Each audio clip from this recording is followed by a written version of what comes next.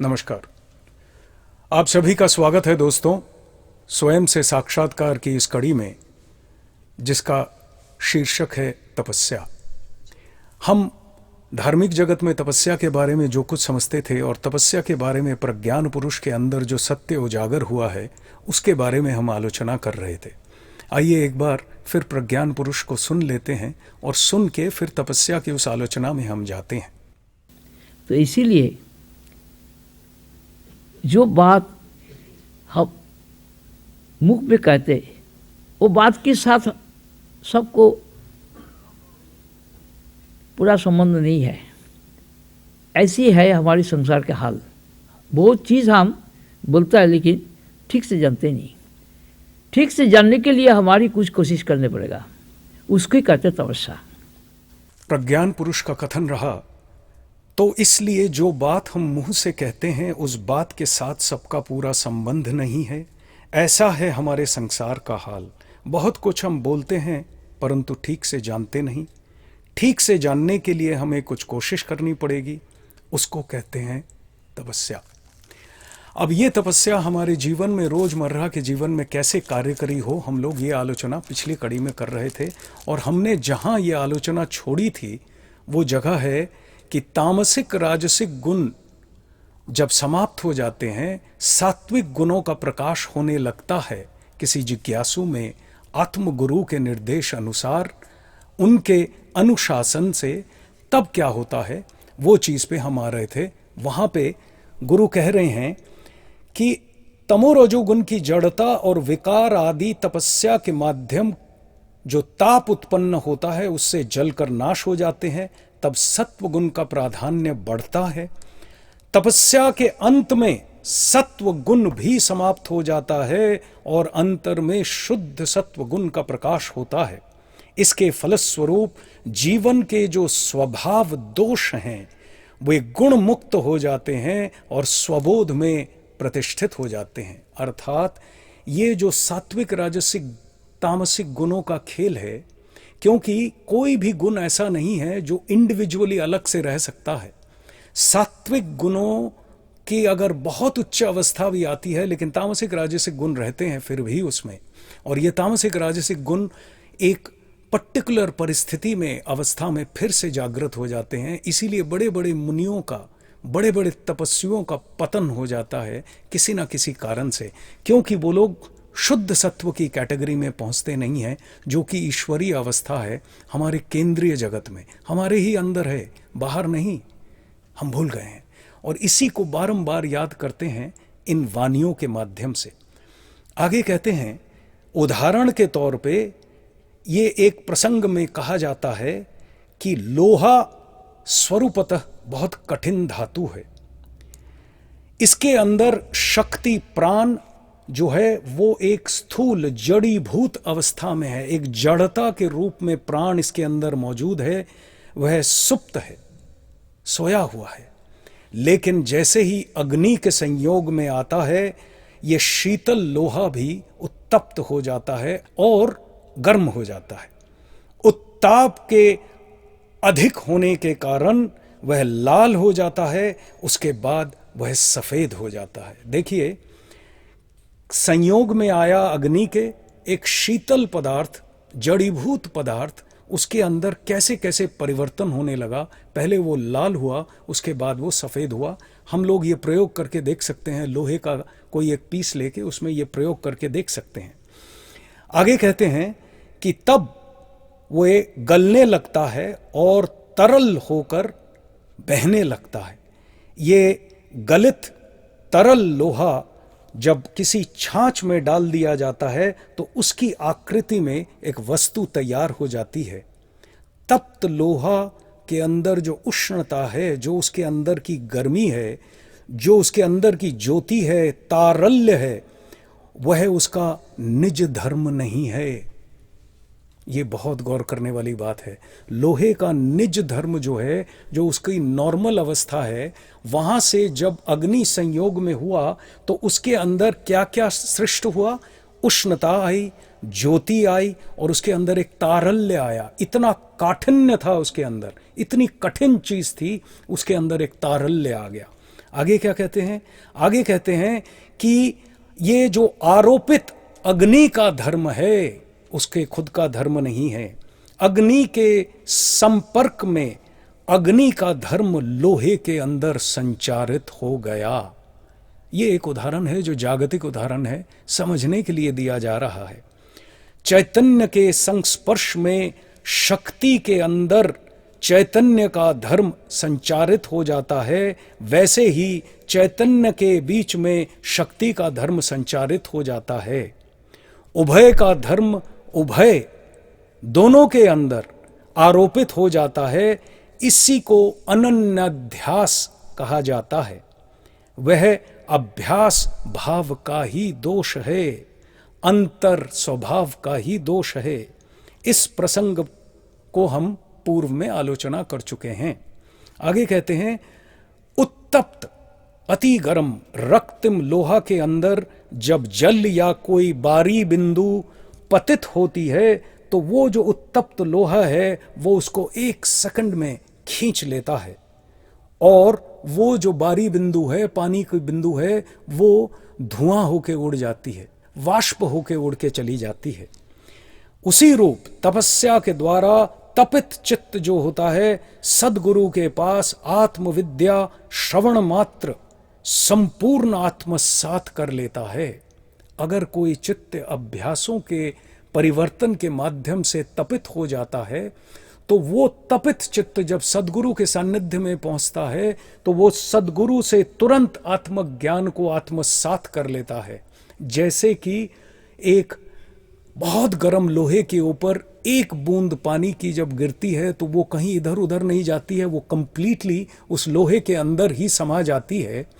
तो उसी तरह से आत्मज्ञान भी एक ऐसे जिज्ञासु के अंदर में समा जाता है। आगे कह रहे हैं, इस भाव से अशुद्ध जीव चैतन्य अर्थात स्वभाव बोध जो है जीव चैतन्य का, ईश्वर आत्मा ब्रह्म बोध के साथ तादात्म्य लाभ करता है। स्वभाव का ही परिणाम है, लेकिन स्वबोध का कोई परिणाम नहीं है।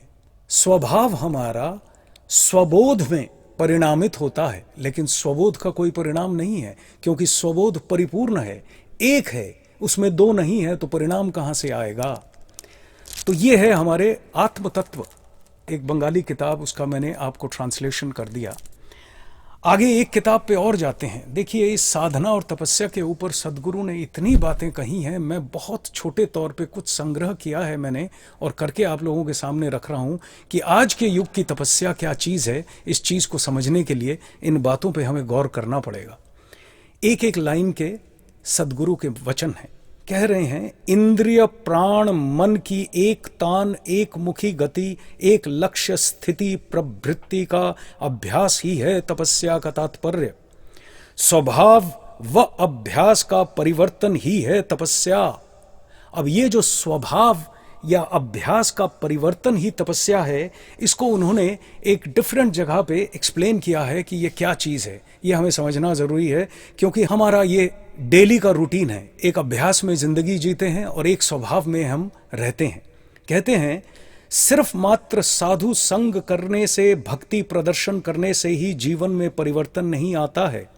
जीवन में सत्य रूप से परिवर्तन के लिए स्वभाव का परिवर्तन होना ज़रूरी है। स्वभाव का परिवर्तन होता है अभ्यास के माध्यम से। छोटे बच्चे को जैसे बचपन में ठीक तरीके से पढ़ने का अभ्यास कराने की कोशिश की जाती है, तब जाके वो बड़ा होके ठीक तरीके से पढ़ लिख सकता है, अपने जीवन को जी सकता है। उसी प्रकार दीर्घ काल तक पुराने अभ्यासों को छोड़ नए अभ्यासों को जब हम अभ्यास के माध्यम से स्वभाव में परिवर्तन ला सकते हैं, नए अभ्यासों के अभ्यास के माध्यम से हम पुराने अभ्यासों को त्याग कर हमारे स्वभाव में परिवर्तन ला सकते हैं। आगे कहते हैं, इस स्वभाव के परिवर्तन के लिए सबसे पहले अपनी ओर दृष्टि देनी पड़ेगी, दूसरे की ओर दृष्टि से नहीं। छोटी सी बात हम पहले भी जिक्र कर चुके हैं कि दोष दृष्टि से दूसरों को मत देखो, दोष दर्शन अपने अंदर करना। उसी का विस्तार देखिए। उसके बार बार इसीलिए कहा जाता है कि दूसरों की समालोचना मत करो, पहले खुद को तैयार करो। अपने को तैयार करने के लिए मनुष्य दीक्षा लेता है और दीक्षा का शुभ फल पाता नहीं है। दीक्षा के बाद अनुशीलन या चर्चा का प्रयोजन वो कुछ भी समझता नहीं है। दीक्षा के बाद एक अनुशीलन करना होता है, एक अभ्यास करना होता है, वो अभ्यास आदि वो कुछ करता नहीं है और दीक्षा का फल इसलिए वो पाता नहीं है। एक मैकेनिकल अनुशीलन करता है, मंत्र दे दिया गया, उसको मैकेनिकली जो भी मंत्र मिला उसको जाप कर रहा है और 10 किस्म में मन दौड़ रहा है उसका। बहुत लोग काम करते रहते हैं और हाथ में माला जपते रहते हैं। तो ये है एक मैकेनिकल अनुशीलन करता रहता है वो। आगे कहते हैं अधिकांश क्षेत्र में देखा गया है कि दीक्षा के पूर्व स्वभाव की जो अवस्था थी, दीक्षा के बाद भी स्वभाव की वही अवस्था रह गई है। जोर करके जबरदस्ती कुछ मिलता नहीं है। कोई भी चीज प्रतिष्ठा करने के लिए उसके लिए अभ्यास करना पड़ता है, प्रतिष्ठित नहीं हो पाती है। अज्ञान के क्षेत्र में हम धोखा दे सकते हैं, धोखाधड़ी अज्ञान के क्षेत्र में चल सकती है, वक्ती फायदा पाया जा सकता है। प्रज्ञान के क्षेत्र में किसी किस्म की धोखाधड़ी नहीं चलेगी। आगे कहते हैं सारे के सारी धोखाधड़ी वहीं पे पकड़ी जाएगी। इसीलिए पूजा अर्चना जाप ताप करने से ही साधना नहीं होती है। आध्यात्मिक पथ पर आने के लिए जो पारंपरिक अभ्यास धारा है उसका परिवर्तन करने का निर्देश ही दिया जाता है, दिया जा रहा है, लेकिन कोई लेता नहीं है। पुराने अभ्यासों को कोई छोड़ ही नहीं पाता है। पुराने अभ्यास छोड़ने के लिए परिश्रम करना पड़ता है, ये परिश्रम करने को कोई राजी नहीं है। छोटे तौर पे अगर देखें तो हम क्या देखते हैं कि हम अगर किसी चीज के आदी हो गए हैं, एक पर्टिकुलर अभ्यास के आदी हो गए हैं, तो वो अभ्यास से हट के जब मुझे उसी चीज को करने के लिए कोई दूसरा अभ्यास करना होता है तो मैं उसे रिजेक्ट करता हूं, मैं थोड़ा हट जाता हूं, मैं पुराने अभ्यास पे वापस चला जाता हूं। मसलन मैं मीठा खाने का बहुत शौकीन हूं, मान लीजिए, और मेरे को बताया जा रहा है कि मीठा आपके लिए अच्छा नहीं है, आपके शरीर में ये अलग अलग किस्म की तकलीफ कर देगा, आप ऐसा करिए ये चीज़ खा लीजिए। मेरे को सुनने में तो बड़ा अच्छा लगता है क्योंकि मुझे शरीर की तकलीफ का डर लगता है, लेकिन जब मुझे अभ्यास का परिवर्तन करने की ज़रूरत पड़ती है तो मैं वहाँ फेल हो जाता हूँ, वापस मीठे पे चला जाता हूँ। बहुत लोगों को कहा जाता है आलू इत्यादि मत खाना, वो आलू इत्यादि की आदत पड़ी हुई है, वहाँ छूट जाता है। खाने पीने का जो प्रॉब्लम है, खाने पीने की जो हम लोगों की तकलीफ़ें हैं अभ्यास के कारण, वो हमें रोज़ दिखती हैं। अभ्यास के माध्यम हम अलग अलग किस्म का व्यवहार करते हैं, जिस व्यवहार के हम आदी हैं। जैसे हम किसी को कृतज्ञता बोध से उससे किसी किस्म का उपकार पाने के बाद कृतज्ञता बोध को जाहिर नहीं करते हैं। ये कृतज्ञता बोध से किसी के साथ आचरण करना ये हमारे अंदर आता नहीं है। गुरु जब कृतज्ञता का अनुशासन करते हैं तो भी हम उसको अपना नहीं पाते हैं क्योंकि हमारी आदत नहीं है। लोगों से हमने फ़ायदा ले लिया, एक बार थैंक यू बोलना, कम से कम दिल के अंदर उसके लिए कुछ अच्छी चिंता करना, अच्छी सोच करना, दुआ मांगना जिसको हम कहते हैं, ये भी हम नहीं कर पाते हैं। तो कह रहे हैं कि अभ्यास का परिवर्तन किए बगैर मैं समझूं कि मैं उत्तीर्ण हो जाऊंगा इस आध्यात्मिक जगत में, ये संभव नहीं है। सद्गुरु हमें बारंबार ये बता दे रहे हैं कि कैसे तुम्हें अभ्यास के परिवर्तन करना है। हम अगली कड़ी में देखेंगे कि ये अभ्यास क्या है, ये किस चर्चा के माध्यम से इसको बदला जा सकता है। सद्गुरु वाणी अनुसार ही चलेंगे। आइए सुनते हैं प्रज्ञान पुरुष श्री श्री बाबा ठाकुर का एक उद्गत भजन। राग अडाना में एक उद्गित भजन हम सब सुनने जा रहे हैं। इस भजन के बोल है, अपन स्वरूप में पूर्ण अपन, स्वयं प्रकाश भूमा स्वयं, अपन प्रेम में अपन सदा मगन, अपन बोध में अपन अनन्य परम। यो हिरनना रे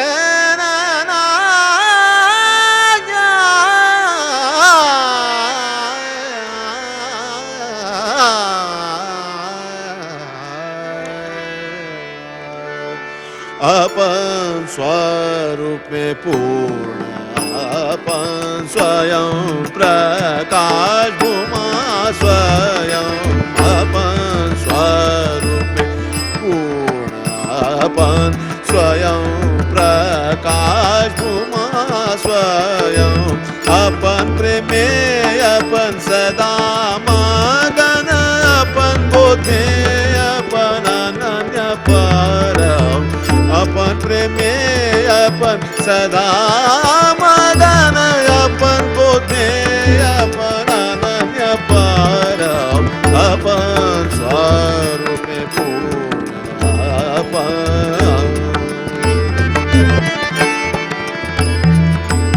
अपन भाव में खेलते स्वयं प्रकाश करते हैं महिमाय, अपन अपन बोध में करते हैं ग्रहण सर्व प्रकाश, अपन अपन स्वरूप में पूर्ण, अपन स्वयं प्रकाश भूमा स्वयं, अपन स्वरूप में पूर्ण,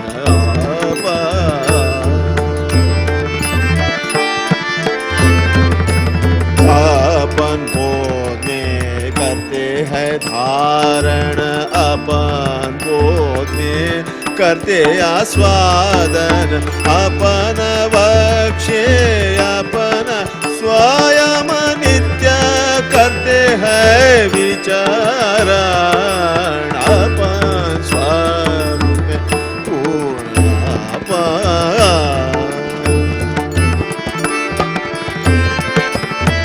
अपन में अपन चिदानंद घन सौम्य शांत सर्वसम, अपन अधिक नाही अन्य, अपन अपन धर्म, अपन महिमा समदर्शन कालातीत अनुपम, अपन सत्ता सनातन निरंजन चिरमौन, अपन सत्ता सनातन निरंजन चिरमौन, अपन स्वरूप में पूर्ण, अपन स्वयं प्रकाश भूमा स्वयं, अपन प्रेम में अपन सदा मगन, अपन बोधे अपन अनन्य परम, अपन प्रेम में अपन सदा